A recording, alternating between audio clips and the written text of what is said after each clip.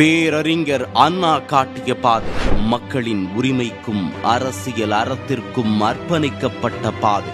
ஆனால் அண்ணாவிற்கு பிறகு அவர் துவங்கிய திமுக அந்த பாதையிலிருந்து விலகிச் சென்றது. அண்ணாவை பற்றி உதட்டளவில் மட்டுமே பேசி அவரின் அரசியல் தத்துவத்தையும் சித்தாந்தத்தையும் கொள்கையையும் குப்பையிலிட்டு சுய லாபத்திற்காகவும் சொந்த குடும்பத்தை அதிகாரத்தில் வைத்து அதை காப்பாற்றிடச் செய்யும் செயல்கள் அனைத்துமே அண்ணா கண்ட திராவிடத்திற்கு எதிரான பாதை என்பதுதான் உண்மை. அண்ணாவழி திராவிடம் எனும் லட்சிய பாதையில் நம் மக்களின் மனசாட்சியாக அண்ணாவின் குரலாய் அண்ணாவழி திராவிடம் எனும் இதழ் ஒலிக்கவிருக்கிறது. மாதம் 2 முறை டிஜிட்டல் வடிவில் வெளியாகும் இந்த இதழில் திமுகவால் திட்டமிட்டு மறைக்கப்பட்ட உண்மைகள் வெளிவரும்.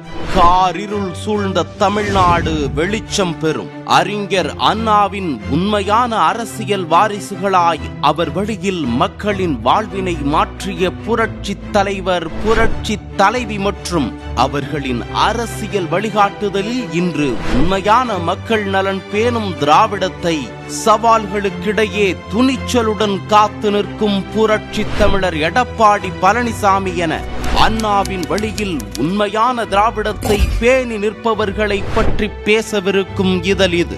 அண்ணா வழி திராவிடம் இது வெறும் பத்திரிகை அல்ல. அறிஞர் அண்ணாவின் திராவிடத்தை உலகிற்கு ஓங்கி உரைக்கும் டிஜிட்டல் புரட்சி. செப்டம்பர் 17 முதல்